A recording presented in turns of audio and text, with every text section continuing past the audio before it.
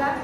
Contamos con la presencia hoy en la universidad del doctor Daniel Hichazo, fiscal de la UFI número 8, de la Fiscalía Especial de Abordaje al Grooming y Trata de Personas, también docente universitario y conferencista. También contamos con la presencia del doctor Roberto Conti, juez Tribunal Oral Criminal número 7 de Lomas de Zamora. También es vicedirector en el Centro de Estudios Judiciales de la Universidad de Lomas de Zamora. También es director en la Diplomatura de Abordaje de Personas en Situación de Encierro. Y con la doctora Karina Cabrera, especialista y magíster en Criminología y Maltrato. También es docente de la cátedra del Seminario Materno Infantil de nuestra universidad. Le damos un aplauso.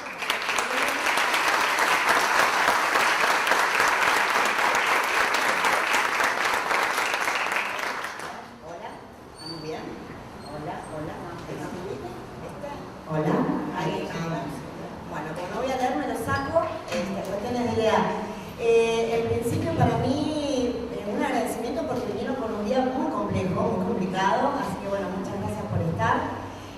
Hace un tiempo que la vida nos fue juntando, como pasa con las cuestiones, y empezamos a abocarnos en los diferentes abordajes que tenemos, que tenemos sobre específicamente las niñeces, sobre nuestros niños, niñas y adolescentes que se encuentran en situación de vulnerabilidad social.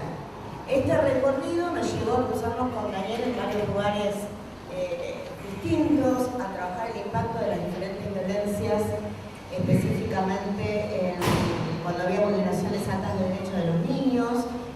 Por supuesto, Robert muy generosamente me suma al CEG, el Centro de Estudios Judiciales, en la coordinación que comparto con mi compañera y amiga Inés Silva, que se encuentra ahí presente.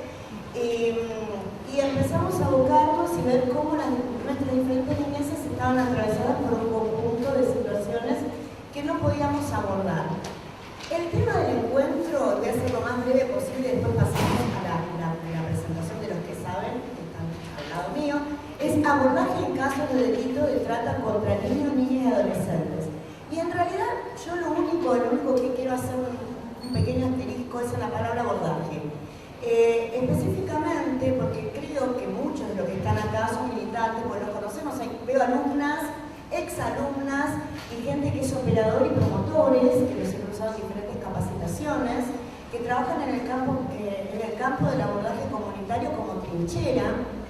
Y en principio, nosotros los que tenemos esta vocación por lo social, este llamado por lo social, empezamos nuestros caminos antes de la universidad como militantes, ¿no? Pero como militantes comunitarios, como militantes que abogábamos por determinadas situaciones de tratar de resolverlas. Después hicimos nuestro camino, nos recibimos de diferentes carreras y las incumbencias quizás nos dieron diferentes herramientas técnicas y operativas para poder dar, digamos, desde el currículum algún tipo de solución.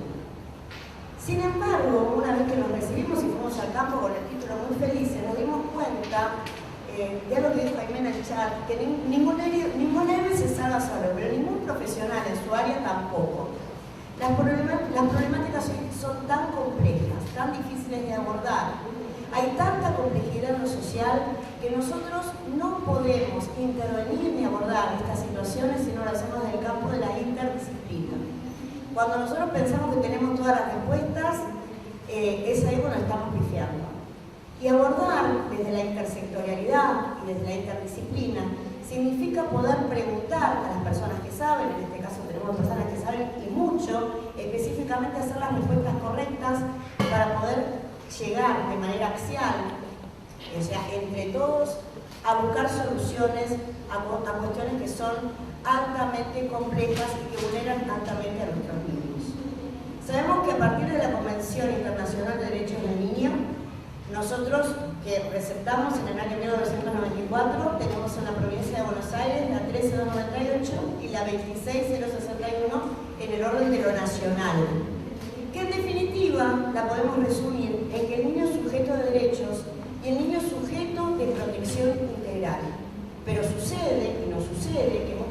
cuando intentamos y cuando nos vemos con estas tragedias que son cotidianas, estos flagelos, decimos, ¿a dónde está la política pública? ¿Dónde están los profesionales? Porque cada vez vemos más niños, más niñas y más adolescentes en situaciones que altamente vulneran los derechos. Bueno, para empezar a caminar este camino, empezamos digamos, con esta primera charla de un ciclo importante que va a trabajar específicamente sobre niñeces. Y yo siempre me quedo con alguna frase muy romántica que me decía que para amar a alguien, a algo o a lo que fuera, uno tiene que conocerlo, ¿no? Para uno amar, tiene que conocerlo. Pero también para abordar las cuestiones que también son nuestras demonios, nuestras fantasmas, nuestras rupturas, debemos conocerlo. Este conocer para ser y este ser para actuar de acuerdo a nuestra militancia, nuestro compromiso con nuestros niños. Así que bueno, nada, le doy la palabra a Daniel y muchas gracias por estar acá hoy.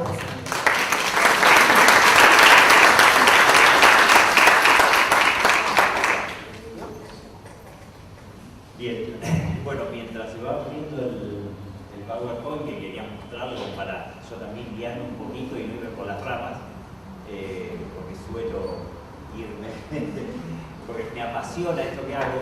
Hoy recién les comentaba a los chicos que, bueno, el ser fiscal es algo que uno lo adopta y lo lleva consigo durante todo el día y todo el transcurso de la vida que me toque transitar en el Ministerio Público. Esta fiscalía, que es una de las primeras fiscalías en la provincia de Buenos Aires, que se crea, tiene un recorrido anterior a través de una ayudantía fiscal que trataba solamente los delitos conexos a trata de personas y las violencias en general. Antes de la pandemia, 2019, bueno, ahí, perdón. ¿Ahí me escucho bien?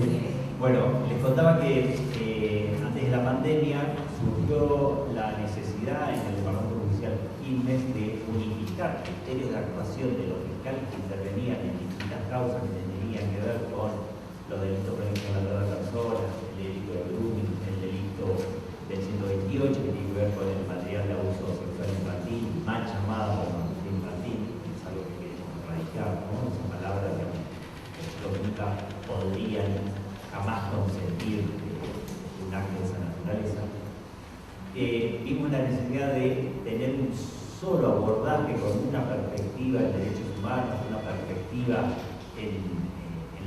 fundamentalmente en la niñez, y unificar en una sola fiscalía todos los casos que se iban a tratar en el Departamento Judicial Quilmes, que está compuesto por Quilmes Cabecera, Florencio Varela y Velasco. Es amplio, ¿sí? Pero bueno, entendemos que los niños, niñas, adolescentes y las mujeres principalmente víctimas de violencia del delito de conexo a trata merecen tener un abordaje único para, por lo menos en todo el Departamento Judicial. Pasó la pandemia que nos arrasó a todos y recién en el 2021, se pudo completar este anhelo que fue la creación de esta fiscalía especializada. Es la primera en la provincia, esperamos que el devenir de tiempo se pueda constituir en todos los departamentos judiciales. Si bien esta temática está en algunas fiscalías con algún fiscal referente, no está como temática única. Bueno, esa es más o menos la historia con la cual nosotros comenzamos a trabajar esta temática y este abordaje con esta perspectiva en derechos humanos, pensando en brindar un verdadero acceso a la justicia a las niñeces, por lo menos de nuestra jurisdicción. ¿Y por qué digo esto? Porque el transitar un proceso judicial para un niño, niña o adolescente es traumático de por sí. Imagínense ustedes que vienen con toda una carga por ser víctimas de uno de los flagelos más aberrantes, que puede ser un abuso, que ese abuso viene acompañado de un proxeneta, un tratante, de un pedófilo, pedrasta. que lo vulnera permanentemente en sus derechos y tiene que llegar a radicar una denuncia.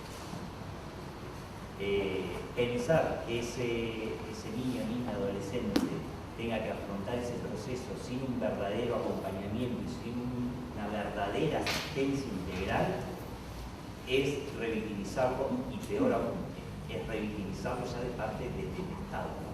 Porque esa revictimización secundaria de la que tanto se habla es la que conocemos nosotros como parte del Estado cuando actuamos mal.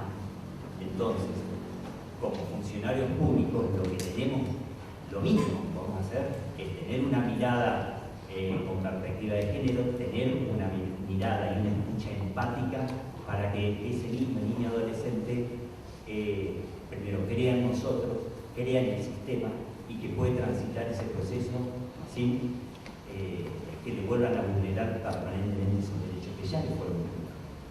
Yo siempre digo, y esto lo hemos charlado con Karina, que lo peor que podemos hacer, me voy a parar porque tengo un vicio de que no puedo estar sentado, lo peor que podemos hacer como funcionarios públicos es querer adueñarnos de la víctima. Y eso pasa permanentemente. Pareciera que la víctima viene a nosotros nos adueñamos de su problema, nos olvidamos de ella y salimos con nuestro caso hasta el juicio. Y después los resultados se ven en el debate oral. Cuando convocan a ese niño ni adolescente al juicio, no está preparado o fue tan revictimizado que no quiere declarar, o no le hicieron la cámara GESEL a tiempo y pretenden ahora que hable ante el Estado. Entonces, lo primero que debemos hacer como funcionarios públicos es acompañar a la víctima, no adueñarnos de su problema y transitar ese proceso judicial hasta el día del juicio. ¿Por qué digo esto? Porque pareciera que ya con la sola denuncia y que el fiscal investigue, ya está, ya restituimos derechos. Y la verdad que la restitución de derechos en un niño, niña o adolescente lleva un proceso.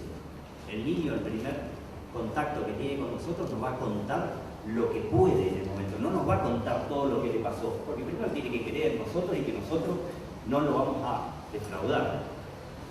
Entonces, dentro del protocolo, que lo vamos a ver un poquito más adelante, pero esto ya quiero recalcar, como funcionarios, como operadores en territorio, nunca prometamos algo que nosotros no podamos cumplir. Al niño nunca le prometamos cosas que no podamos nosotros cumplir, porque ahí va a estar la primera revictimización. Bien, esto tiene que quedar claro.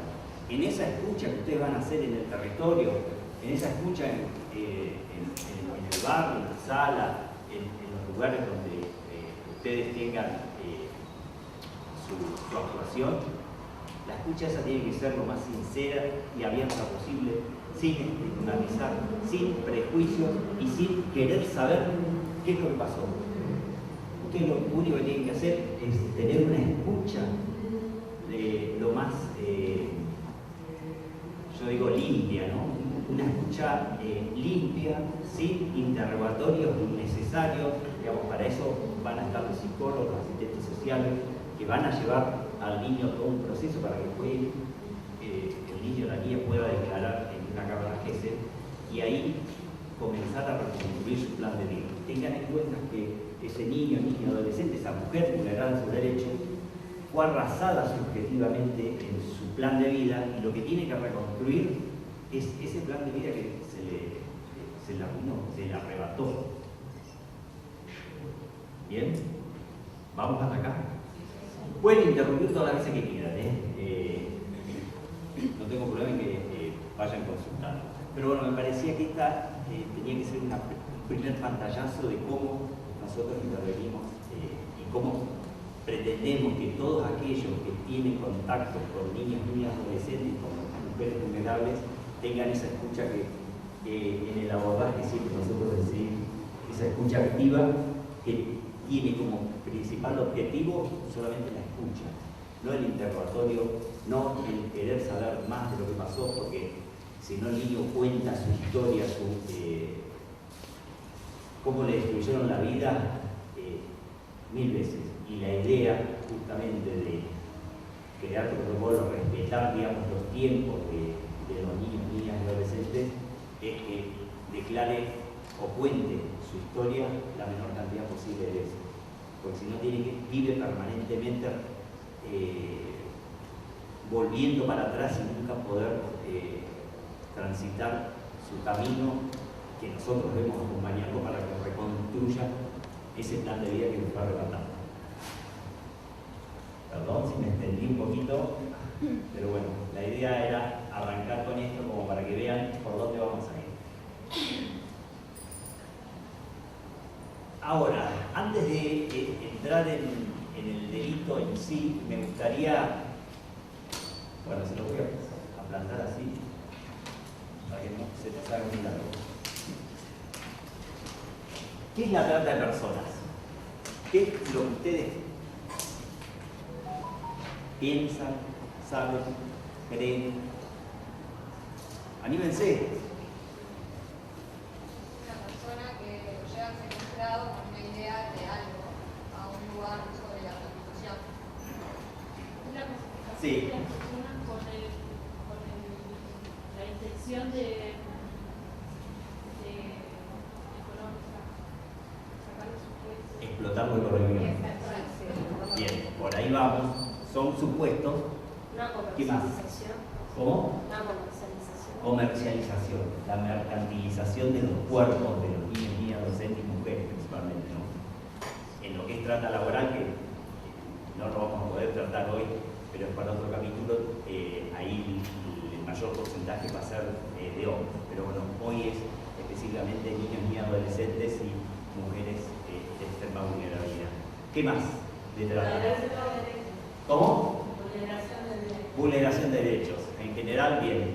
Un adulto que abusa de un niño sin tener consentimiento, abusar de esa inocencia, viviendo en tu sueño, en tu juguete. Bien. Muy bien por ahí. Un robo. ¿Cómo? Un robo. Es lo que nosotros en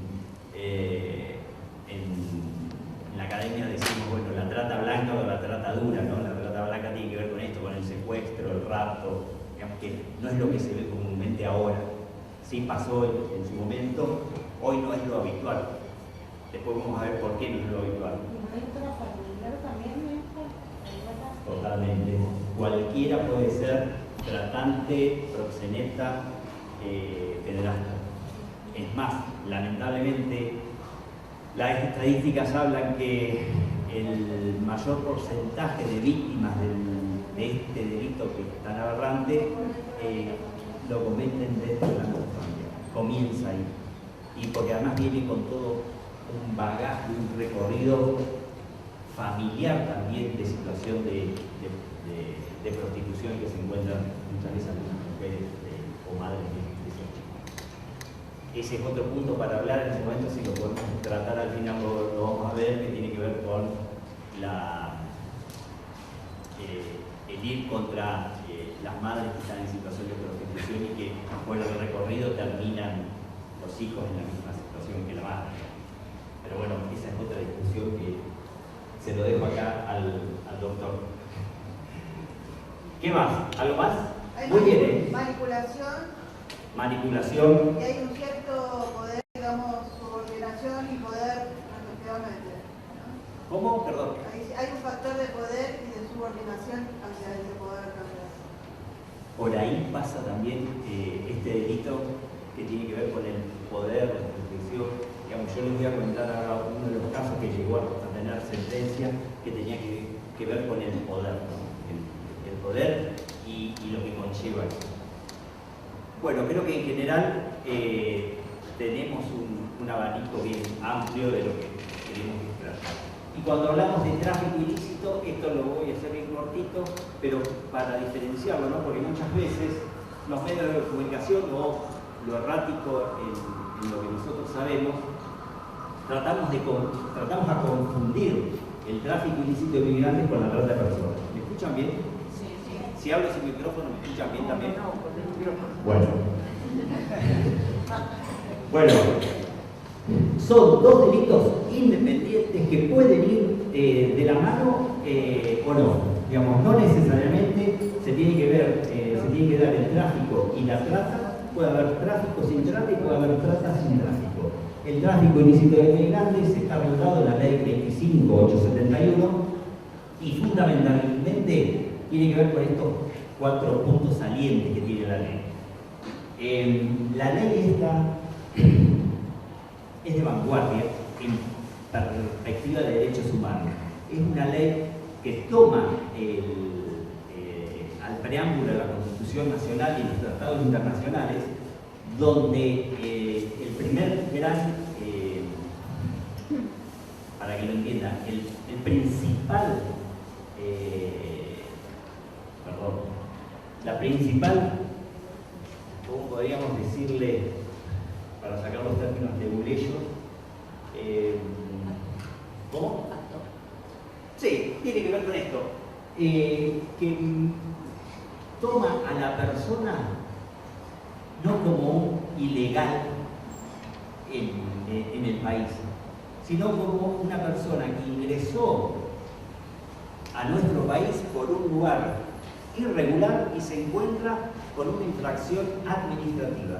La ley jamás va a hablar de que hay personas ilegales. ¿Por qué? Porque hay un derecho humano a migrar.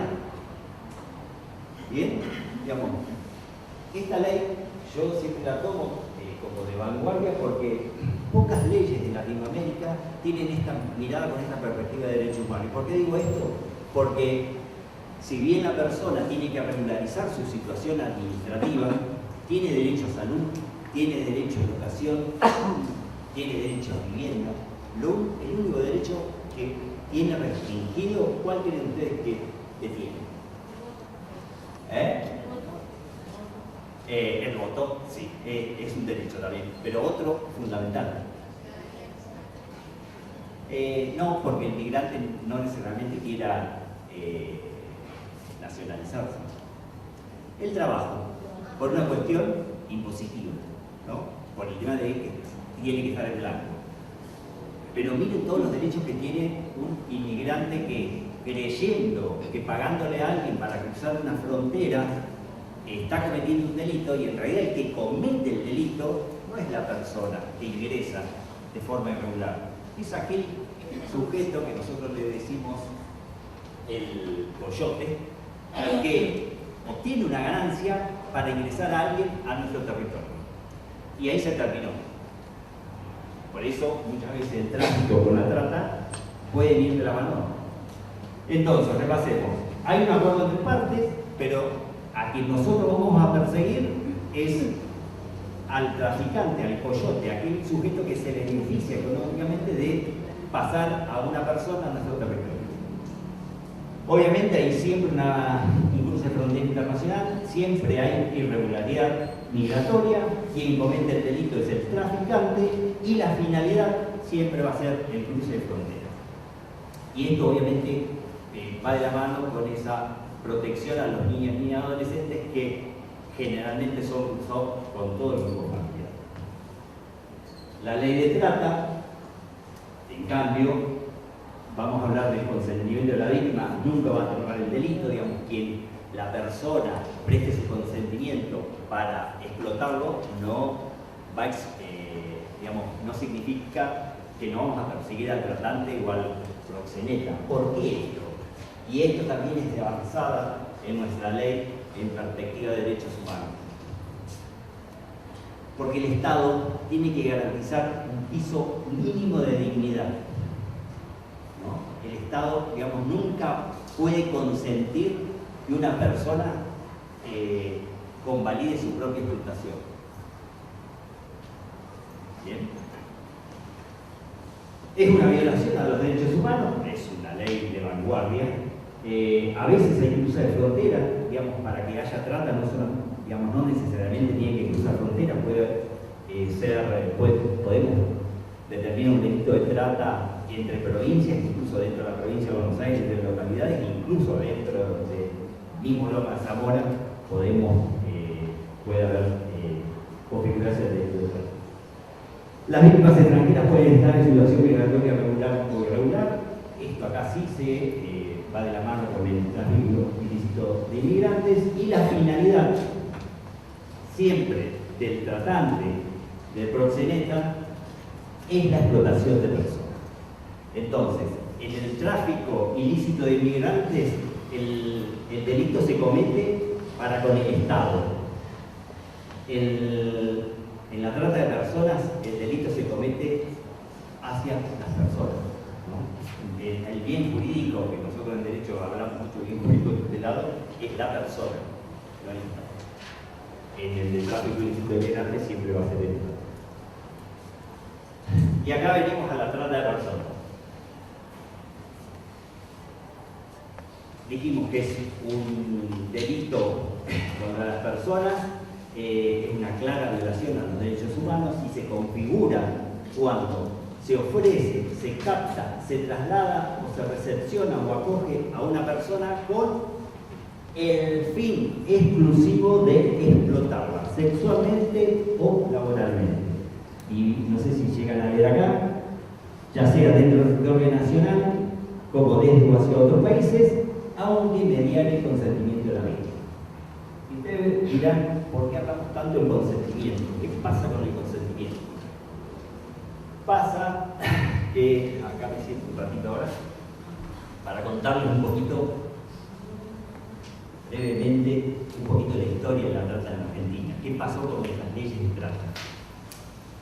Teníamos que remontarnos un poquito primero a la ley 12331, que es la ley de profilaxis antiviolencia, que fue sancionada en el año 1936. En aquella época estaba, digamos, en discusión no solamente la salud, que tenía que ver con la protección de la salud pública, sino fundamentalmente, que algunos lo discuten y otros no, pero yo sostengo que es una ley machista porque se pensó en la protección del hombre, porque cuando uno se casa por el registro civil, tiene que ir y hacerse los exámenes presenciales, ¿no? Para proteger a quien, fundamentalmente al hombre. Y esto quedó en la discusión en el Senado, cuando el senador Serrey, googleando por ahí, quiere introdujo, pero no tuvo la envergadura que nosotros hubiésemos querido. Introduce la discusión de, bueno, si estamos hablando de salud productiva, tendremos que estar hablando también de la vulneración de derechos de las mujeres, principalmente, que están en una situación de explotación sexual. Porque la Argentina pasó por todos los estadios en cuanto a la regulación o no regulación de la prostitución en Argentina.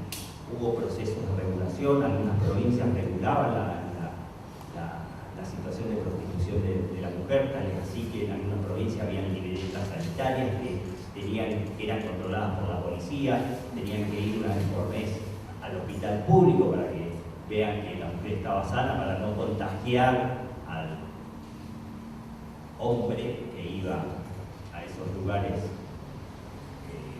de tortura.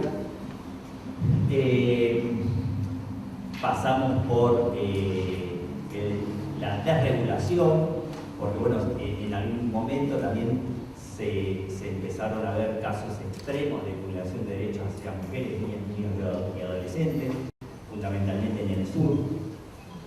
Y después pasó algo importante en la Argentina, que fueron los movimientos feministas, fueron las ONG que empezaron a bregar por una ley que erradicara no solamente la trata, sino los sistemas de explotación.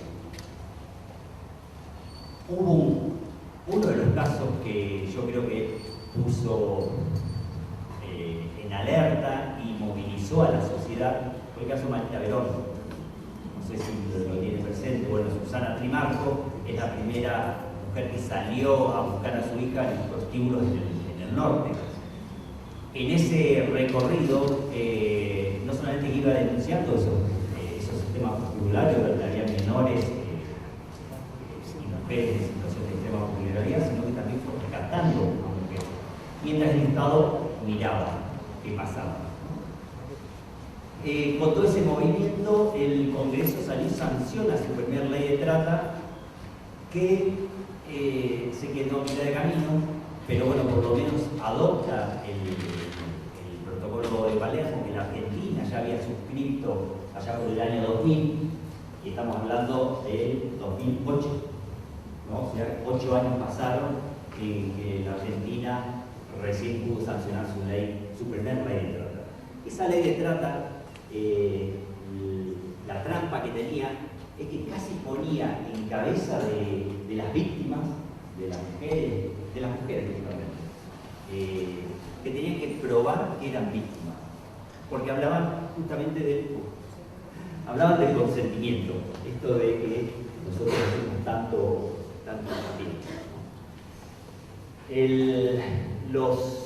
para configurar el delito de trata antes de la modificación de la ley en el año 2012, 2012. La mujer, digamos, tenía que probar que su consentimiento había sido viciado, tenía que probar que de alguna manera había sido violentada, amenazada, secuestrada, etc., para que se configurara un delito de trata. Con la sentencia del caso Marita Verón en el 2012, no sé si recuerdan también, fue un escándalo, porque absolvieron a todos. ¿Por qué? Porque no les creyeron a las víctimas, no les creyeron a las mujeres que estaban en situación de prostitución, en todos los prostíbulos que había, por lo menos en Uruguay. Esto llevó a que el Congreso tuviera que salir a modificar la ley de trata y sacar el tema del consentimiento. Digamos, la mujer o cualquiera no tiene que salir a probar un delito, pero además es un principio del derecho. Igual vemos cómo se invierte la carga de la prueba, ¿no? La víctima tiene que probar toda la situación en vez de ser al revés. Bueno, ese principio, digamos que en este caso el Ministerio Público tiene que salir, el fiscal, la función del fiscal es salir a investigar, tiene que salir a buscar pruebas y no depender del testimonio de la víctima, como pasa en los casos de violencia de género, digamos, donde la mujer es violentada, vulnerada en sus derechos, en la intimidad de la casa, y como no tiene testigos, le cierran las causas. ¿No? O no les creen, que es lo peor. No solamente el testigo, sino el hecho de ya ni siquiera tener una marca en el cuerpo, porque no somos personas testigos. Sí, es no quererle a la víctima, y esto es lo peor que le puede pasar al Ministerio Público, y lo revictimizante que es para la víctima, ¿no? De que si no tenés una marca, si no llorás mucho para que te crean, parece que no sos víctima de estos delitos. Y yo, digamos, soy, digamos, en esa época, en ese proceso del 2008 y el 2012 y el 2018, que se termina de modificar después la ley que se incorpora el tema de la mal llamada pornografía infantil, hay un elemento, un medio comisivo en la figura del delito de trata que tiene que ver con este famoso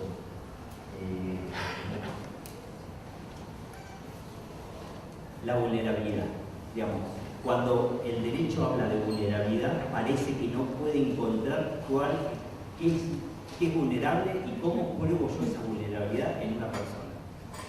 Y la verdad que entre el 2008 y el 2012 y el 2018, con solo irme a las famosas 100 reglas de Brasilia, ustedes lo habrán escuchado. Las 100 reglas de Brasilia es un cuerpo normativo con perspectiva de derechos humanos increíble, que está ratificado por la Argentina, o sea que es norma para nosotros, y nosotros como funcionarios deberíamos aplicarla para todos los casos, no solamente para esto, para todos. ¿Por qué? Porque ahí me dice cuáles son los factores que el operador tiene que tener en cuenta para configurar la situación de vulnerabilidad de una persona. ¿Y qué es la situación de vulnerabilidad de una persona? Es entender el proceso de vida que tuvo esa persona. Para yo entender el estado de vulnerabilidad en que se encuentra, tengo que ir en un recorrido inverso, ver la historia familiar, ver la historia de esa persona, desde que nació hasta que llegó el día que fue víctima de este delito. Y ahí, digamos, esos elementos me van a determinar ese grado de vulnerabilidad. Si yo no hago ese recorrido para atrás, solamente veo a la persona y no le creo porque o no está lastimada, o porque no llora, o porque me da pocos datos, y yo no salgo a buscarlo, y la verdad que estoy haciendo mal mi trabajo, estoy revictimizando y estoy cercenando el famoso derecho de acceso a la justicia que tienen todos y todas. Me fui un poquito por las ramas, me parece. Pero bueno, es para que entienda, digamos, que estos procesos que tiene la justicia llevan su tiempo para cambiarlo. Yo, lamentablemente, se tuvo que sancionar la ley de Micaela, se tuvo que sancionar una ley de víctimas, no sé si la tienen en cuenta, y si uno lee la ley de víctimas, la ley de víctimas nos dice qué es lo que tenemos que hacer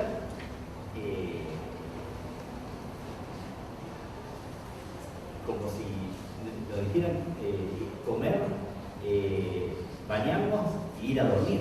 Digamos, nos dice qué es lo que tenemos que hacer normalmente cualquiera. Es como que parece que nos tienen que recalcar lo que tenemos que hacer permanentemente, cuando está escrito en todas, en la de leyes y de leyes que tiene el sistema argentino y que es de vanguardia. Siempre la discusión está en esto del acceso a justicia. Imagínense si los niños y adolescentes no le podemos pedir que conozcan todas las leyes porque son niños, niñas, adolescentes. Imagínense a las mujeres que tendrían que conocer todo lo de leyes que las protegen y no. Para eso están los operadores, para hacérselo saber y ayudarlos a que lo puedan ejercer. Pero creo que Digamos, las ahí personas no pueden ejercer un derecho que no saben que lo tienen. Entonces, el Estado, a través de sus políticas públicas, que tiene que permanentemente bregar, concientizar, sensibilizar, para que todos sepan qué derechos tienen y cómo los pueden ejercer. Perdón. No, yo decía que desde ahí se falla, creo yo, el Estado falla en no tener recursos humanos que puedan aplicar esto. No toda la gente va a conocer todas las leyes. Claro, es como que está la información, pero no está el intermediario suficiente para que la gente lo sepa. Bien, por eso, digamos, para mí, estos espacios que agradezco a Karina, al observatorio y a la universidad pública, digamos, yo soy un ferviente defensor de la universidad pública porque es el único lugar como universidad que iguala, es transversal, iguala, que se abran estos espacios y que podamos replicar, digamos, y más cuando hay operadores territoriales que pueden llevar esta voz hacia aquellos que lamentablemente no tienen acceso a la educación por distintas situaciones de vulnerabilidad en que se encuentran. Imagínense los niños. Bueno, los fines de explotación entonces de la ley de trata, cuando alguien capta, cuando alguien traslada, cuando alguien recoge y lo lleva a los lugares de explotación, es para esto. El fin siempre va a ser una explotación. Si no hay explotación, no hay trata. Yo puedo trasladar a alguien, pero si no es para explotarla, no voy a configurar ningún tipo de delito de este tenor. Y principalmente, los fines de explotación tienen que ver con la reducción a la servidumbre o esclavitud, obligar a otro a realizar trabajos o servicios forzados, a promover, facilitar y comercializar la prostitución ajena, en todos sus sentidos, la promoción, la producción, la comercialización de la mal llamada pornografía infantil, el forzar a un matrimonio forzoso o extracción forzosa ilegítima de órganos fluidos humanos. Esto es lo que la ley de trata en la Argentina está vigente y se investiga. La mayor cantidad de delitos o las mayores investigaciones que hay a nivel provincial y federal tienen que ver con los sistemas de servidumbre de esclavitud, trabajo forzoso, prostitución ajena y la mal llamada pornografía infantil. Los últimos dos delitos, la verdad que no tenemos registro. Y fundamentalmente desde la Fiscalía de la provincia, nosotros nos abocamos a los delitos conexos que tienen que ver con a la promoción, la facilitación de la prostitución de mayores y menores, y ahí es donde entramos con los niños, niñas, adolescentes, el trabajo forzoso que tiene que ver con el trabajo infantil, que está prohibido por ley, digamos.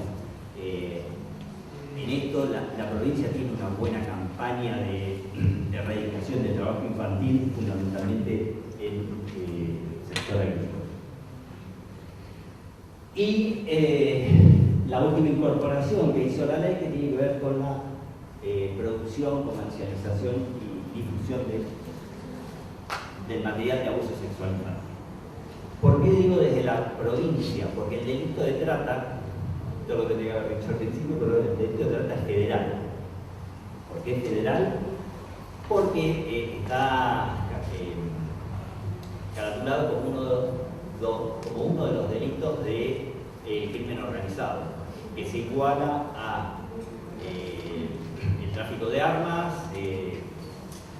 la droga y la prostitución, digamos, el comercio de la prostitución. Y es uno de los delitos que mayor impacta en la vulneración de derechos de niñas, niños y adolescentes por su, yo siempre digo, por su escasa inversión. Los que alguna vez me han escuchado, que veo que andan por allá al fondo, gracias por estar acá, tiene que ver con que yo para producir la droga o las armas tengo que tener una fuerte inversión de base, ¿no? Para después tener mucho rédito, sacar mucha ganancia, porque se saca mucha ganancia.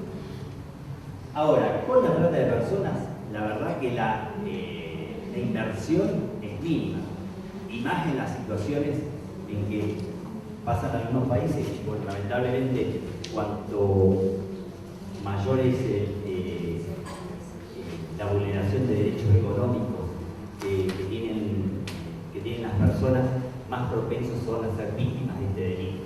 ¿Por qué? Porque van a los bolsones de pobreza que existen en toda Latinoamérica, lamentablemente, en cualquier otra parte del mundo existe, los toman, los agarran, no los tienen que secuestrar, no necesitan de la tráfico blanca, solamente con ir, tomarlos, llevarlos al lugar de explotación, los explotan hasta que sus cuerpos ya no sirven más, los desechan y van buscando. Y la verdad que la inversión es mínima, solamente tengo que tener una casa.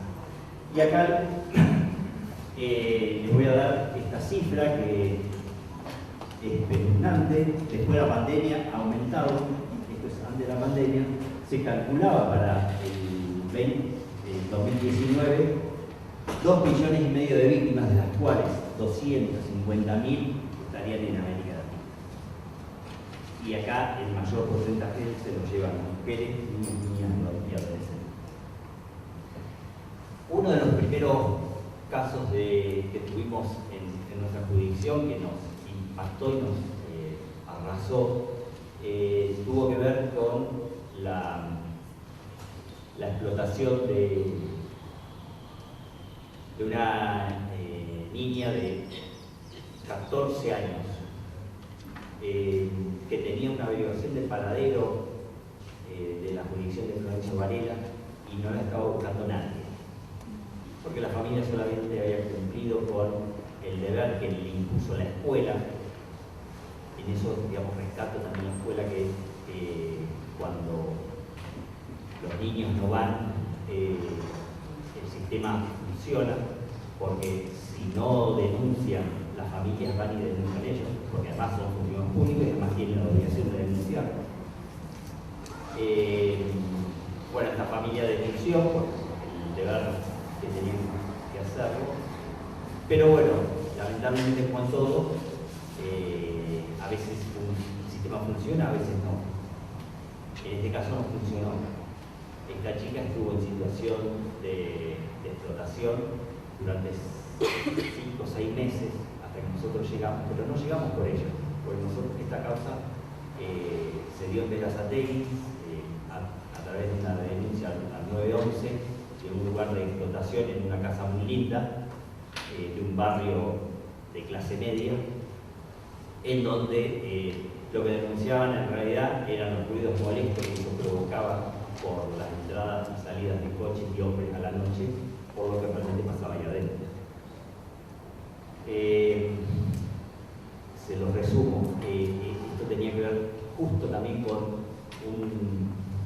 una causa que nos llega por incompetencia de capital de una mujer que se había escapado un prostíbulo, que sí había sido raptada en capital, estamos hablando del año 2011-2012. No estaba todavía la modificación de la ley de trata. Bueno, juntamos las dos causas, por esto es importante que un fiscal investigue todo lo de un departamento judicial para poder cruzar causas, porque si no, el sistema no las cruza. La inteligencia artificial ahora está llegando, pero para esa época no se cruzaba. Cuando nosotros llegamos a ese allanamiento, nos encontramos con una película de terror, porque no solamente que estaba esa nena de 14 años, hacía 6 meses, que cuando las psicólogas en ese primer abordaje que hacen con las víctimas, ella no se quería ir del lugar, decía que no estaba bien y la trataban bien. Ella no era víctima de ningún delito. A la par había 2 chicas de Paraguay que habían sido engañadas en este proceso de captación de la trata. Acá vuelvo a traer para que ustedes lo vean, ¿no? Entiendan bien el proceso de la trata. Las chicas de Paraguay fueron captadas mediante engaño por un trabajo que supuestamente iban a venir a cuidar chicos a Berazategui y terminaron en un prostíbulo, del cual no podían salir porque tenían que pagar el pasaje que les habían pagado los proxenetas, la comida y el lugar. Obviamente nunca terminan de saldar esa deuda porque siempre se la van incrementando. Y una vez que una mujer, niño o niña, entra en el sistema popular, es difícil salir si no interviene el Estado. ¿Por qué? Porque entra a jugar mucho el tema lamentablemente, de la droga y el alcohol. Digamos, porque para que una mujer, una niña fundamentalmente, pueda soportar ese sistema de tortura, de esclavitud en que se encuentra, tiene que consumir algún tipo de sustancias para soportar ese sistema. El sistema de captación a través del engaño fueron estas 2 chicas de Paraguay. Acá solamente la menor de 14 años no hubo ninguno de estos ninguna de estas 3 acciones. Sí, la última, ella llegó a través de una amiga al lugar de explotación, porque ni siquiera es que le ofrecieron ni la captaron. Ella sabía que una amiga iba a ese lugar al sistema para ingresar al sistema postular y la recepcionaron y la cogieron, siendo menor de edad, obviamente. Y la chica de Capital sí fue un sistema de captación de lo que nosotros hablamos de tratadura, porque un rapto, digamos, en la vía pública. Cuando ingresamos con el sistema de rescate, esto también para que lo tengan en cuenta, nunca los fiscales o el personal de seguridad vamos a ser primero en abordar a la víctima. Siempre la víctima tiene que ser sacada del lugar donde está siendo explotada, llevada a un lugar seguro y entrevistadas por personal técnico especializado para un verdadero abordaje para empezar a transitar ese proceso. Bueno, la niña les contaba esta de Florencio Varela no se consideraba víctima y no se quería ir del lugar. Obviamente, esto que hablábamos hoy de qué es lo que debemos tener en cuenta al momento del allanamiento. Y algo acá sí quiero rescatar que hizo la provincia de Buenos Aires, que no hizo ningún otro ministerio público del país, fue crear un protocolo propio para este tipo de intervención y este tipo de investigaciones. Nosotros tenemos un protocolo no solamente para investigar cómo investigar estos delitos, sino cómo abordar y cómo asistir a las víctimas en situación de trata, en situación de vulneración de derechos en relación a delitos. ¿Y qué es lo que nos dice este protocolo? Primero, que el fiscal o alguien de la fiscalía tiene que estar en el lugar del allanamiento. Algo impensado para nuestro sistema judicial, digamos, que un fiscal o alguien de la fiscalía esté en un allanamiento. ¿Ustedes vieron alguna vez algún fiscal en algún allanamiento? Pobre mi compañero, bueno, no es que no me quiero meter, digamos, en eso, pero en esta temática, digamos, somos fiscales proactivos. ¿Y qué es esto de proactivos? Los fiscales tienen que salir a buscar el delito. En estos tipos de delitos no podemos imaginarnos a un fiscal sentado detrás de un escritorio, porque en estos delitos no podemos esperar que la víctima venga a denunciarnos que está siendo explotada, porque la víctima principalmente, como les dije acá, si una niña no se considera víctima y dice que está bien y que la tratan bien, jamás va a venir a denunciarnos. Una víctima en situación de explotación sexual primero está estigmatizada, está vulnerada en todos sus derechos y lo primero que nos piden es que en la familia o en el barrio, digamos, que no se viralice su nombre de que fue rescatada de algún prostíbulo, porque si no en el barrio la van a marcar. Digamos, las mujeres que están en esta situación están en la clandestinidad y entran y salen. Entonces la sociedad estigmatiza permanentemente, porque lo primero que dicen, y en estos casos, en la mayoría de las denuncias son por esto, por ruidos molestos, porque les jode, digamos, la vida diaria en su barrio, pero no por lo que pasa ahí adentro. Sí, es más fácil decir, bueno, están ahí porque quieren, están ahí porque les gusta, es lo más fácil, y esta es la actividad, el trabajo, que no es trabajo, más antiguo. En realidad es un sistema patriarcal capitalista de explotación hacia la mujer, hacia el niño y adolescente, más antiguo.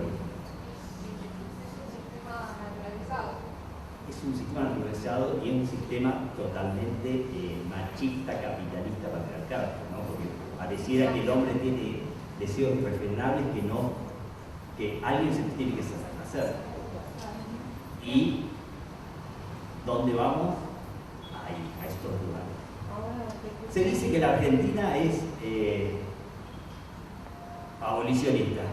¿Qué saben ustedes del abolicionismo?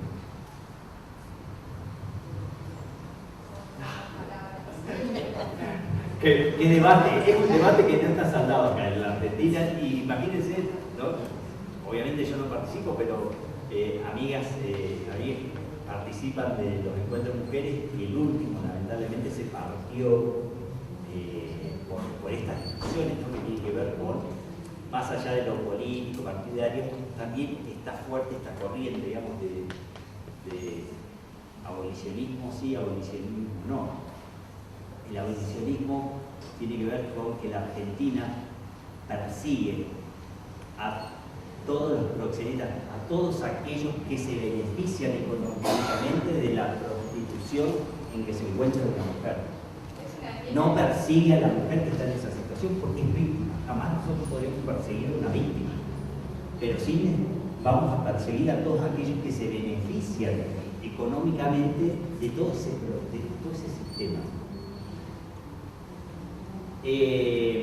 Obviamente que esto es un resumen chiquitito el abolicionismo, pero lo fundamental tiene que ver con esto, digamos, es que no vamos a perseguir en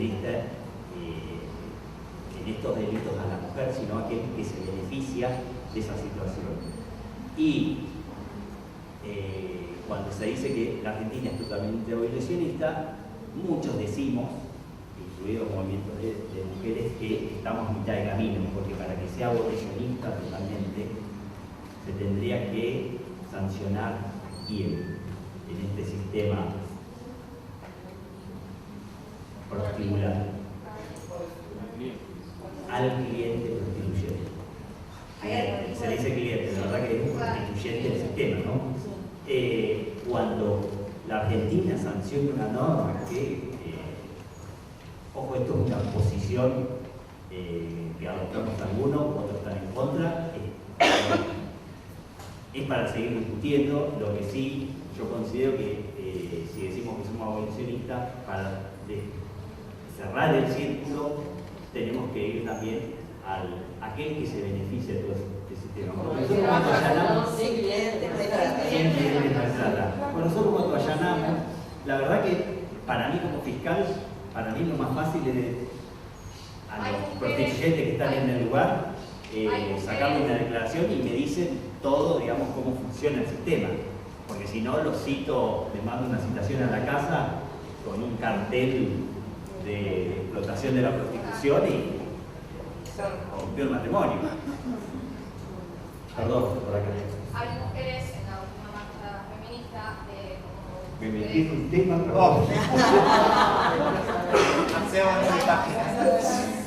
ahí sacó una enmienda bastante fuerte, la verdad, las que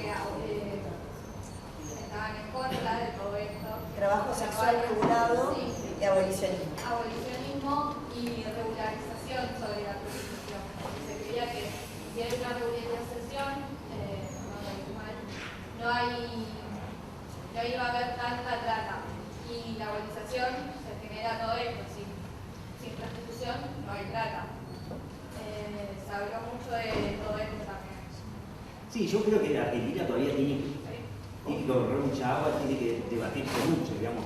Yo creo que los movimientos feministas en general y la sociedad va a terminar declamando, ¿no?, cambios en las leyes. Pues todas las leyes que tienen que ver con la vulneración de derechos han surgido de la sociedad, de los movimientos feministas fundamentalmente, que bregaron para que esto sucediera. Así que yo espero que en algún momento se discuta en estos términos. Pero bueno, yo les recomiendo y cierro con esto porque estoy yendo al tema. Vean un documental que está en YouTube de Alika Guinán, Mi vida en la prostitución, cómo, digamos, Alika fue captada. Ella, cuando la rescatan, era una de las mujeres que decía: yo no me rescaten porque no quiero ser rescatada, porque a mí nadie me tiene acá en contra de mi voluntad. Cuando les hace el clic a través de entender cómo ella llega a un prostíbulo y cómo se beneficiaron durante 16 años de la mercantilización de su cuerpo, y que hay toda una historia detrás que es para ver ese documental, ahí van a entender por qué la Argentina tiene que cerrar esta discusión del abolicionismo, y qué mejor que escucharlo a la víctima. Otra de las cosas que falla el Estado permanentemente es que cuando dicta leyes no escucha a la víctima. En la mayoría de los casos, en otros no, pero en esto que tiene que ver con el sistema de explotación sexual y laboral, el Estado termina también revitalizando porque se adueña de esa problemática y no termina de escuchar a la víctima y no acompaña a la víctima. Si las víctimas estuvieran más presentes y si acompañaran todo este proceso, estaríamos mucho mejor. Incluso en las capacitaciones que a nosotros nos empezaron a dar en el Poder Judicial, que no sé qué opina mi colega, él es de la jurisdicción, yo soy del Ministerio Público, pero lo que es el Ministerio Público, y la verdad que yo preferiría escuchar a una víctima que me cuente en tiempo real a un chico, a una niña, un niño, por qué tenemos que capacitarnos en escuchar a una víctima por lo que le pasa a ellos. Porque si no es un PowerPoint, un video, y parece que ya me capacité en la ley Micaela. Y la verdad, está bien la ley Micaela porque hay cada dinosaurio en el sistema. Imagínense que en el caso en otro de los casos de menores que me tocó intervenir del ingreso a la prostitución de 3 chicas, fundamentalmente una, Florencio Varela. Esto se lo cuento porque ya hay sentencias, si bien esperábamos una sentencia más alta, le dieron un poco para nuestro gusto, pero bueno, el recorrido fue una niña, adolescente de 15 años, 15 y 16 años, son las 3 víctimas principales de esta causa, con una historia familiar compleja, situación de vulnerabilidad económica, social, familiar, todo lo que se imaginen, todo estaba inmerso en estas chicas. Ingresa, la primera ingresa al sistema por el mal llamado Casa de Cristal, que el sujeto que era concejal, era presidente de una asociación de fútbol, era secretario general de una organización de comercio, no, gastronómico, perdón. Empezó a ofrecerles, digamos, una vida llena de lujos, dinero, ropa, celulares, etcétera, etcétera. Hasta que la chica esta, en algún momento, empezó, digamos, a querer salir de esa situación, que entró creyendo que con eso podía primero ayudar a su familia y otra, pues bueno, estaba en un reino, ¿no? Estaba viviendo una película de colores. Cuando empezó a querer salir, este sujeto la empezó a hostigar, la empezó a amenazar de que, digamos, quien estaba con él no se iba a ir nunca de su lado. Ella no tenía referentes afectivos familiares con quien poder entablar una comunicación, y aparece acá el efector de educación. Por eso yo resalto la educación, fundamentalmente la educación pública, con lo crítico que puede ser. Una preceptora que había participado de un curso que nosotros dimos en la Universidad de Quilmes, en una formación de formadores en prevención del delito de trata. Nosotros siempre damos indicadores de qué ver, ¿no?, ante una situación de que una niña, niño, adolescente puede estar siendo vulnerado en sus derechos. ¿Qué tiene que ver con esto, no? Los cambios de actitud, de vestimenta, de relaciones. Esta chica venía de una familia empobrecida a comenzar a vestir, digamos, ropa de marca, tener iPhone, que la pasen a buscar en auto por la escuela. Esta preceptora logró abordarla y logró, digamos, sin revictimizarla, que esta primera víctima pudiera desahogarse. Y lo único que tenía que hacer esta promotora era escuchar, no preguntar y acompañar en ese proceso. ¿Qué fue lo que hizo? Y se comunicó con nosotros y nos puso, es la que hizo la denuncia del primer caso. La chica obviamente no quería saber nada con la justicia, no quería saber nada porque veía que en estos lugares donde ella frecuentaba el mundo del poder y donde todo engloba todo. Bueno, el equipo técnico nuestro, que está conformado por psicopedagogas, psicólogos, asistentes sociales, y en esto siempre le dijimos, mujeres o varones, depende la víctima, ¿no? Porque también hay que, cuando se aborda a la víctima, hay que ver qué es también lo que quiere la víctima, si quiere ser entrevistado por un hombre o por una mujer. En los casos de abusos sexuales, generalmente el 99% la va a entrevistar una psicóloga o trabajadora social. Y empezaron, digamos, todo un recorrido de empoderamiento, que yo le digo, es empoderar el derecho y en mostrarle que su recorrido por el sistema judicial, si bien iba a ser no fácil, porque no es fácil, más para un niño adolescente, transcurrir un proceso judicial, que iba a estar acompañado. Nos llevó 2 meses para que ella recién accediera a una cámara GESI. Y a partir de ahí, nosotros, digamos, pudimos primero tener contacto con ella, porque la verdad es que yo siempre digo, digamos, por más fiscal que sea, yo no tengo que ir y sentarme y pedir que me cuente. Porque la verdad es revictimizar a la víctima y es avasallarla, digamos, en su situación que la está pasando mal. Hay que darle un proceso, el proceso es ese de escucha, no prometer cosas que no se puedan cumplir y acabamos al protocolo. Se me está yendo la bola. Sí. Pero bueno, acá voy al protocolo que tiene que ver con cómo es esa escucha. Y esa escucha tiene que ser no revictimizante, tiene que ser empática, tiene que ser una escucha silenciosa.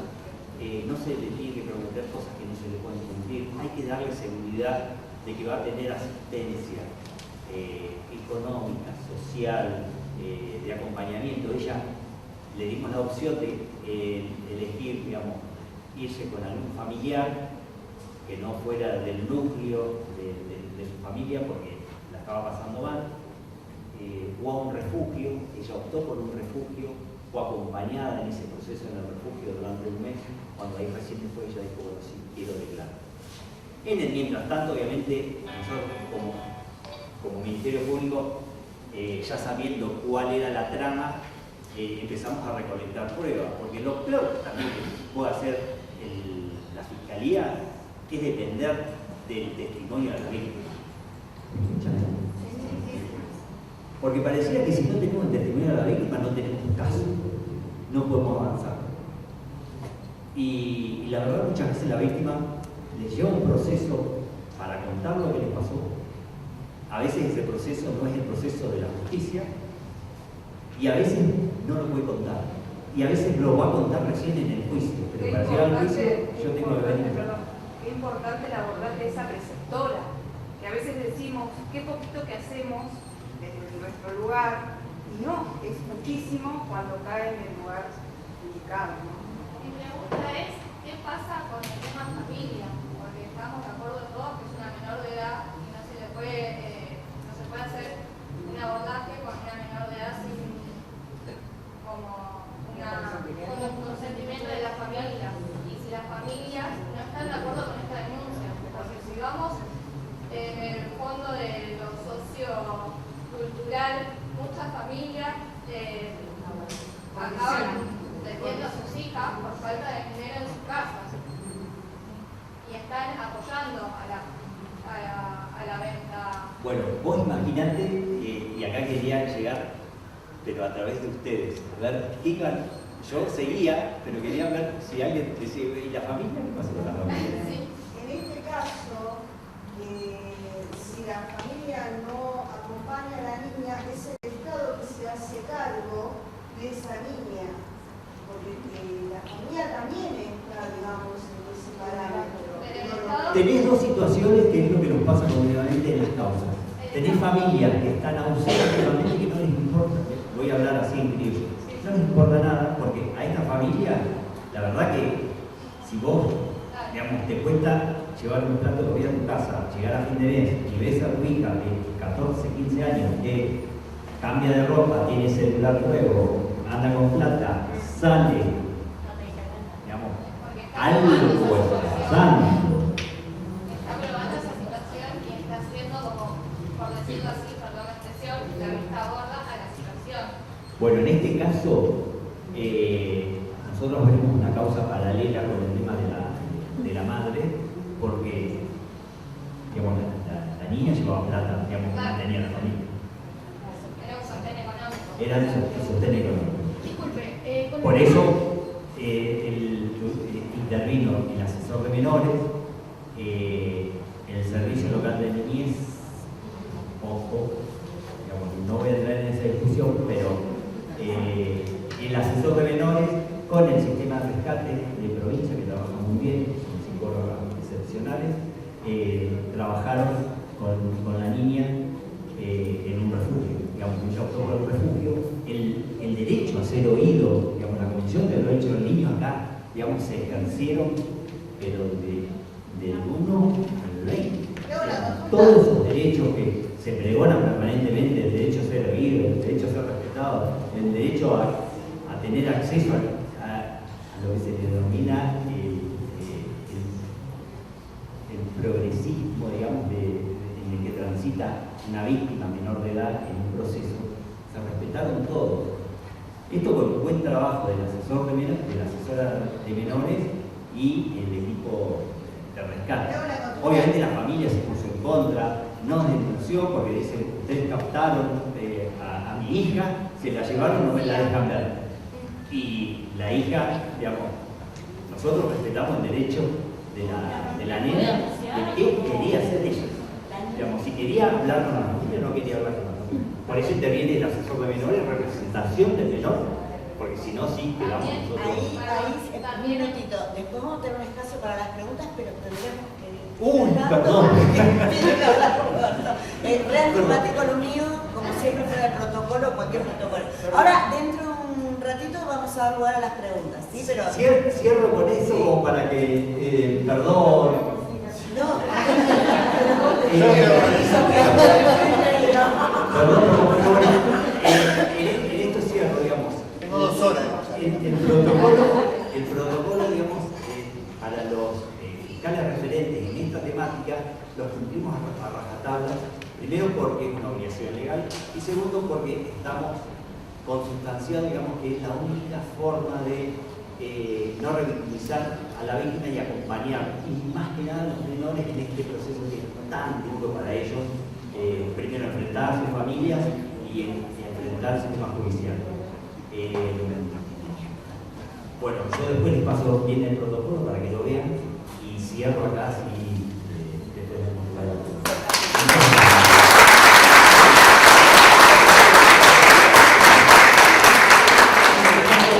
Le paso la palabra a Roberto y lo comprometemos a que venga otra vez así bien.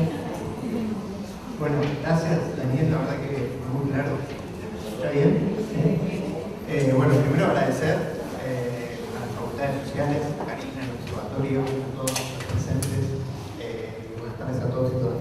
Yo voy a complementar algunas cosas, muchas que tenía pensado decir, obviamente las dijo Daniel, pero, claro, o sea, pero básicamente, o sea, me agarro de algunas cosas como importantes de lo que hace hincapié que la trata es barra gravísima violación de los derechos humanos y vinculada directamente a lo que es la esclavitud. Tengan en cuenta que se abolió en la Asamblea del año 13, nuestra Constitución argentina, en 1853, más o menos, ¿no?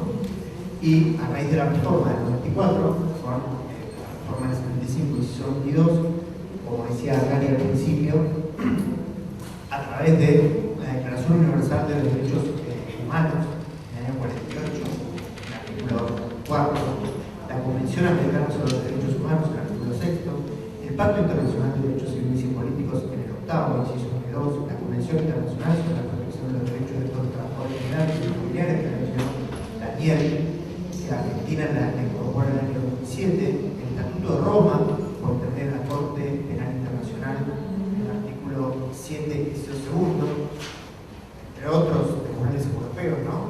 La propia Constitución, en el artículo 14 Convención de los Derechos de Adolescentes, el Protocolo de Palermo, su artículo 3, el principio 11 del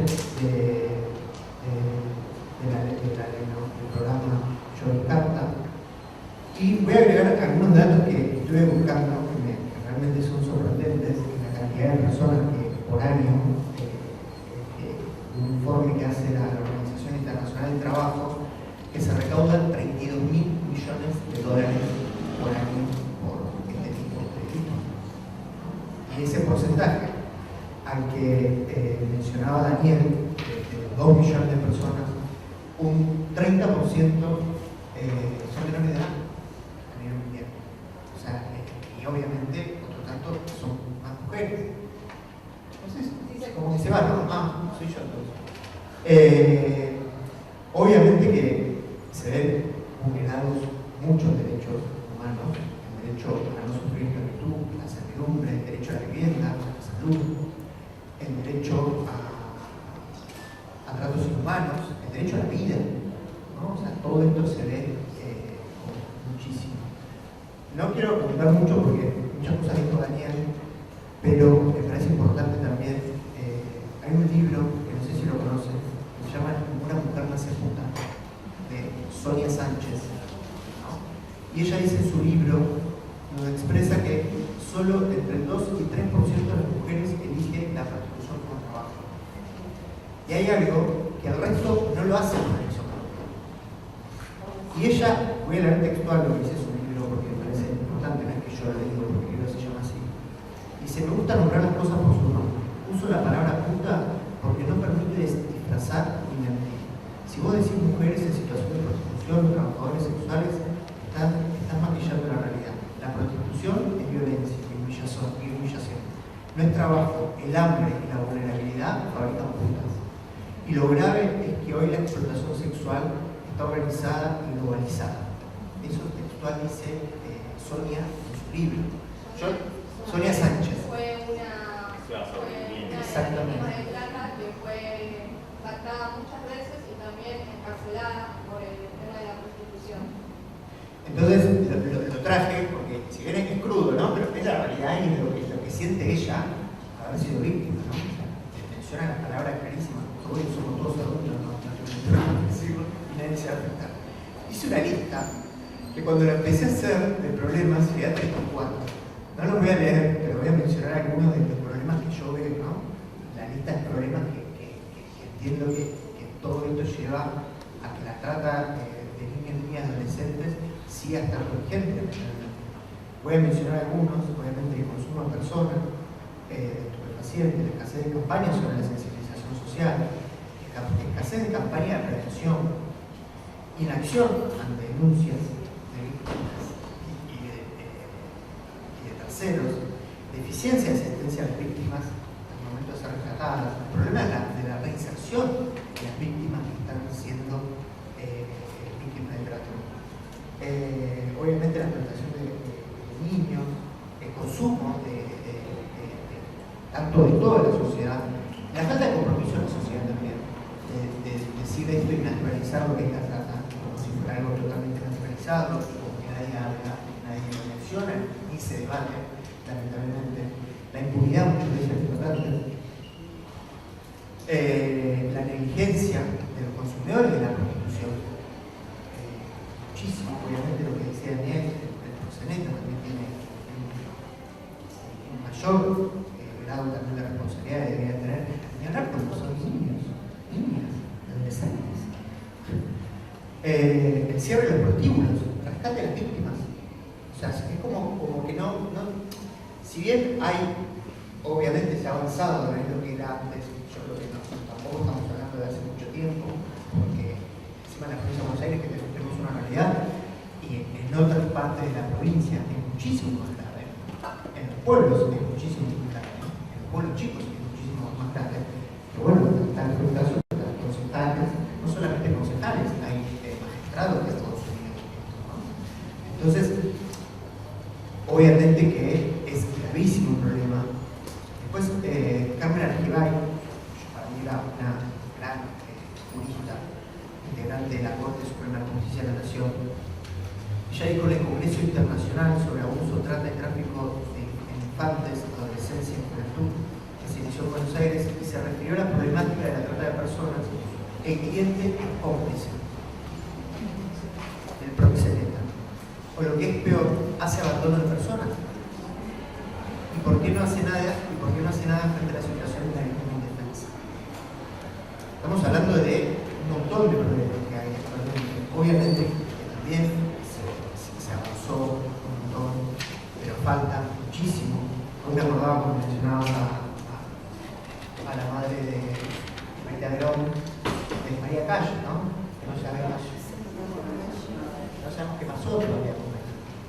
Es una responsabilidad piramidal, porque si bien ahí usted mencionó el tema de la proxeneta del cliente, primero en cabeza está el Estado. Totalmente.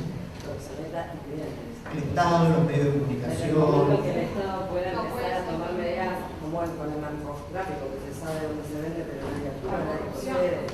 Tengan en cuenta la que publicidad que existe, ¿no? estamos hablando, es el tercer delito a nivel mundial, o sea, tráfico de drogas, tráfico de armas. El caso de la Rosario fue lo más bochornoso que pasó en la justicia argentina.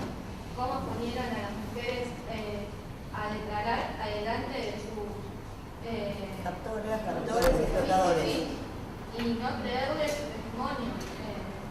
Bueno, por eso también Daniela hablaba del tema de la victimización y me reía pero también me causaba gracia cuando hablaban de 100 reglas de Brasilia, porque a mí me pasó, lamentablemente, que yo lo escribo en mi sentencia, las 100 reglas de Brasilia, bueno, son cuestiones relacionadas, se da un ejemplo para la Convención de los Derechos de los Niños y Adolescentes, y cuando la primera vez que me toca escribirlo, no me acuerdo por qué fue, y un colega me preguntó qué eran las 100 reglas de Brasilia.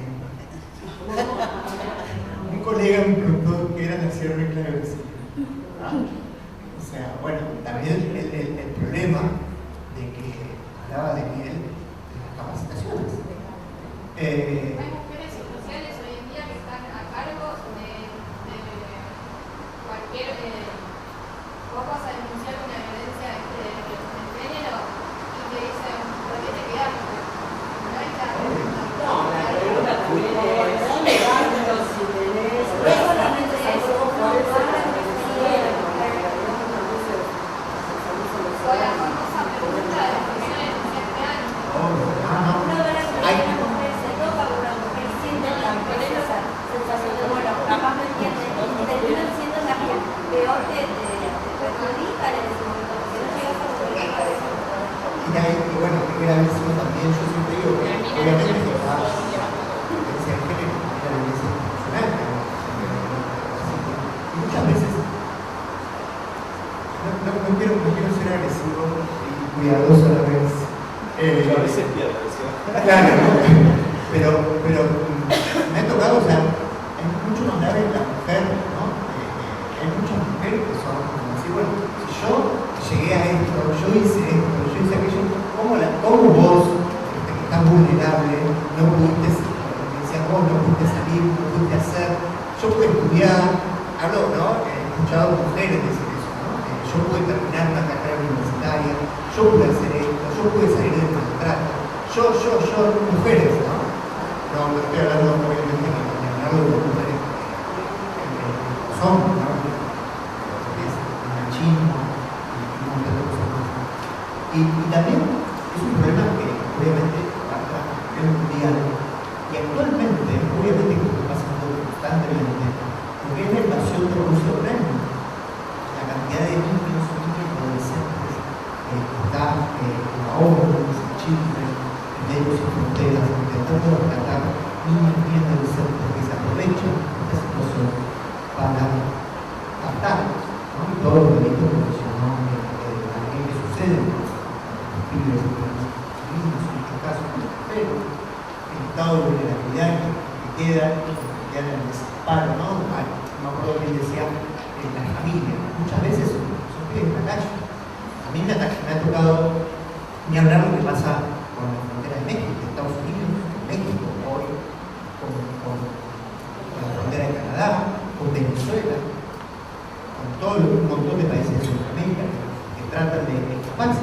Lo que pasa con Perú o Chile, no necesitamos irnos tan lejos, hoy actualmente. Pero también acá dentro de las provincias argentinas, las provincias Fuera, necesitamos ir fuera del país. Totalmente, por eso fue lo primero que dije al principio de cuando empecé a hablar lo que es peor en los pueblos, en nuestra propia vida. Y ahora les voy a contar unas experiencias que yo viví.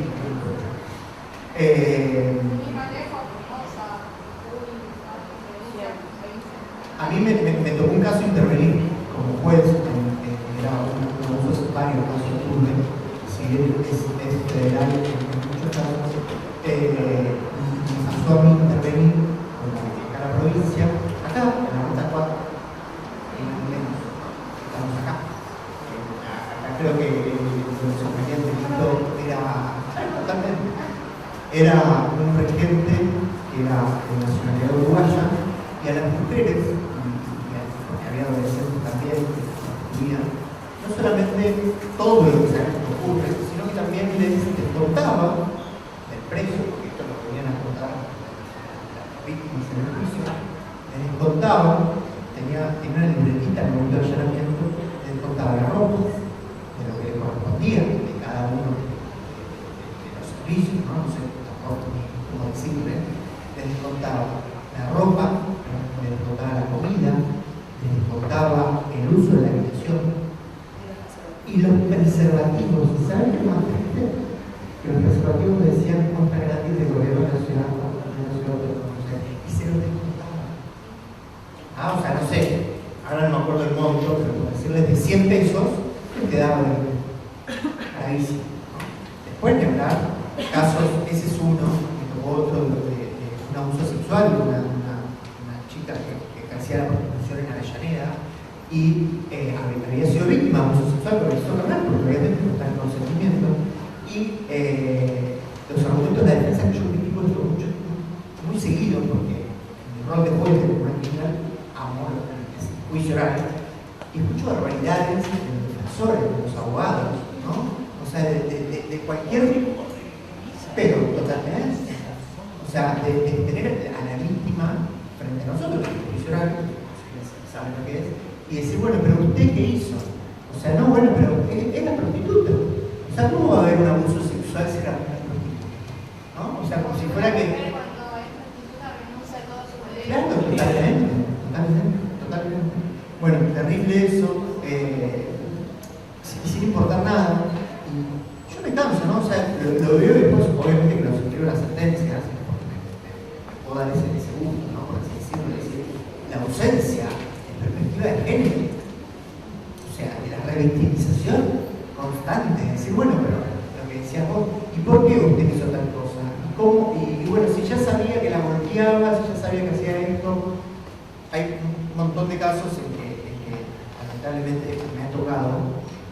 Después otro caso de Almirante Brown, en que eran niños y niñas, en que eran trapitos, eran regenteados por un adulto, y ese adulto también los abusaba sexualmente, obviamente los servía para que abusen sexualmente de ellos y de ellas, los encadenaba a una cama, de tules, que se lograron, que en el peor de los casos lograron escaparse y fueron captados por nosotros, ¿no? O sea, y lo más triste de eso, esa persona que llevó a juicio, yo liberté. Lo más triste, o sea, cuando estamos hablando de no encarcelable. O sea, ya estaba acusado de uno de los solo delitos, abuso sexual con el sexo carnal. Son 3 años. No, mucho más. No, vino nosotros a juicio cancelado. No pudimos hacer el juicio porque obviamente, porque tenía problemas de salud, ¿me acuerdo? En uno de los momentos cuando me llega aquí la causa, digo, ¿qué es esto? O sea, ¿de qué estamos hablando? O sea, los niños y las niñas se habían logrado escaparse y los había devuelto a captar y volviendo a ejercer todo tipo de vulneración de sus derechos. Yo cuando me llega eso veo, no, ¿qué es esto? Un tratado federal, obviamente, discusión de la de detención, obviamente que constantemente nos pedían la cancelación, la modificación, porque tenía grave problemas de salud, señor. Se la rechazamos constantemente.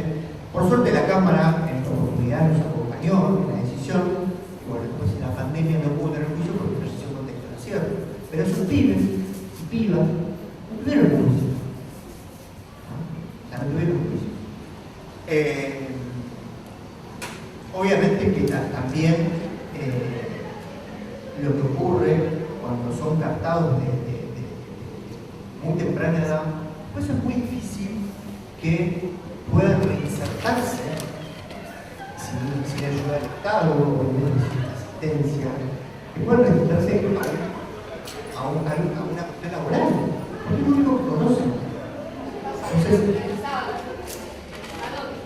totalmente. Entonces también si no está ese acompañamiento, es muy grave. Lo que hablaba, el problema que se gestionó, o sea, del libre ejercicio de la prostitución, actualmente se está debatiendo en muchos lugares del mundo, en Finlandia, uno de ellos en Alemania, tenemos la zona roja, que está totalmente legalizada, que están las vitrinas, si tuvieron la posibilidad de ir, totalmente están cuidadas, ellas dicen que están cuidadas porque esto se viene a ver en un montón de tiempo, tienen su propia etiqueta sanitaria, ¿no? O sea, eligen estar ahí porque lamentablemente es un otro país del mundo. Lo llamativo de eso es que no son ni alemanes ni holandeses, son claro. Amsterdam está llena de o sea, Europa. O sea, la trata ahí está, pero a flor de piel. Después, lo que ocurre también con padres abusadores sexuales de sus niños, la comercialización de los videos, después, lo más triste, ¿no? O sea, empiezan a comercializar sus videos en las redes, abusando a sus hijas. Y eso a veces, a mí me ha llegado, no sé si a vos te ha pasado, solamente acusado del delito de abuso sexual con exceso penal.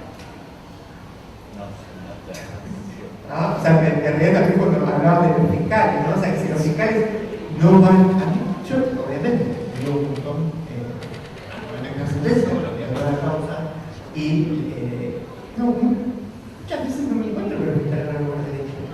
Y en delitos de, no te digo robo, homicidio, ¿no? O sea, si no están a un homicidio, ¿no? Presentarse, digo, bueno, ¿qué nos queda? Menos de lo que se trata, ¿no? Para que una crítica, ¿no? Constructiva. Estamos terminando así, lo último.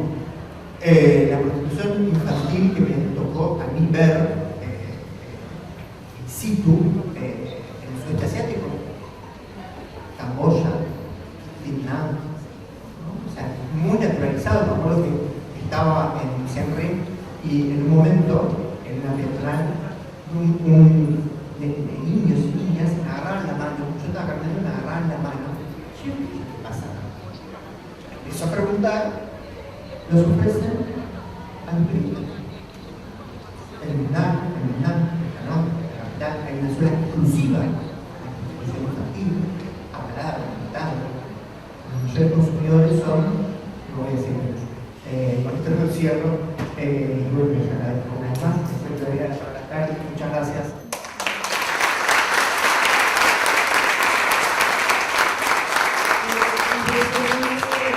Federación, les agradezco por estar acá, tenemos que retirarnos prontamente lo que utilizan el aula, les agradezco a Juli por su coordinación y por mail reciben la certificación de esta charla. Muchas gracias. Gracias.